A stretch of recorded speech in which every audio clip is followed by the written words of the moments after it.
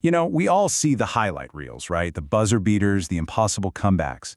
But what really separates the true legends from the almost greats? It's not just in their muscles, it's all in their heads. So let's pull back the curtain on the invisible engine that really drives a champion. It's a pretty big question, isn't it? Because the answer isn't just about raw talent or thousands of hours of practice. Turns out, there's this powerful psychological framework at play, and it all kicks off with the most basic thing imaginable: what an athlete truly believes about who they are. Right, so everything, and I mean everything, starts with identity. You can think of it as the bedrock, the foundation of their entire performance. It's like an internal compass that not only guides them in training, but holds them steady when the pressure is on and the game's on the line. So what on earth does that actually mean? Well, picture this. You ask someone, "Who are you?" For a person with a super strong athletic identity, the first thing out of their mouth isn't going to be, "I'm a student," or "I'm a friend." It's going to be, "I'm a point guard," or "I'm a swimmer." See, for these elite performers, sport isn't just a thing they do, it's the absolute core of who they are. But here's the catch. This incredibly strong sense of self, it's a total double-edged sword. On one side, it's amazing. It gives you this laser focus and motivation. But on the flip side, if that identity gets threatened, say by a bad injury or when it's time to retire, that entire psychological foundation can just crumble. And that can lead to a really profound identity crisis. And that leads to the next logical question. When an athlete whose entire identity is their sport suddenly can't play, what happens then? Well, the answer isn't about avoiding the fall. It's all about how well they can get back up. And that ability to get back up, that's what we call resilience. And this, right here, is where champions are truly made. Not in a world with no problems, but in how they stare down adversity and come out the other side. Now, this is absolutely crucial. Resilience isn't some kind of magical toughness you're born with. The research is super clear on this. It's a dynamic, learnable process. It's a psychological skill that you develop, one that's all about actively, purposely adapting when things go wrong. And studies show this process usually happens in 3 key steps. It's not about pretending the pain isn't there. Step 1 is you have to confront the reality of what happened.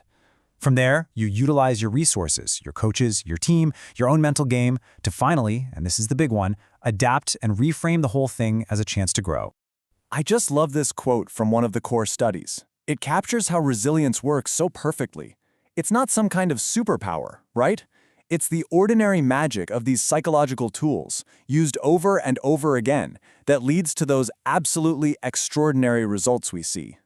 Okay, so let's imagine an athlete has been through the storm. They've used their resilience, they've overcome a huge challenge. How does that actually feel in the middle of a game? You know, what's it like to be back on top, feeling completely unstoppable? And that brings us to our final piece of the puzzle: psychological momentum. This is that electric, almost tangible feeling where everything just clicks. It's the big payoff for all that hard inner work. The key word to zero in on here is perceived. Momentum is a feeling, a subjective experience. It's this psychological force where an athlete just feels like they are on an unstoppable path to their goal. And that feeling, it has a direct, powerful effect on their confidence and their actual performance. And check this out. It is not just a feeling. Look at this data from professional tennis. After a player wins a huge point, a break point, their chance of winning the very next point skyrockets from a 50-50 shot to 68%. But if they lose that same exact point, it plummets down to 32%. That's a massive, massive swing, and it's the very real measurable power of momentum in action. So, what's the secret sauce for this momentum? Well, studies show it's this awesome upward spiral. Feeling in control boosts your confidence, which helps you see that you're making progress, and that in turn just makes you feel even more in control. It's like a psychological engine that literally fuels itself. Okay, so we've got our 3 big ingredients, right? Identity, resilience, and momentum. But they're not just separate ideas, they're all linked up. Let's put it all together and see how they create this powerful performance loop that really defines a champion. It all starts right here. A champion has this clear, solid sense of who they are as a competitor. This identity is their anchor in the crazy, high-stakes world of elite sports. And that strong identity, well, that becomes the very foundation that allows them to be resilient. So when they take a tough loss or get injured, their core sense of self isn't totally shattered. It gives them the strength to face what happened and start that process of bouncing back. And it's that resilience that unlocks momentum. By adapting to challenges in a positive way, An athlete protects their confidence and that feeling of control, which, as we saw, are the essential fuels for building and keeping that unstoppable feeling going.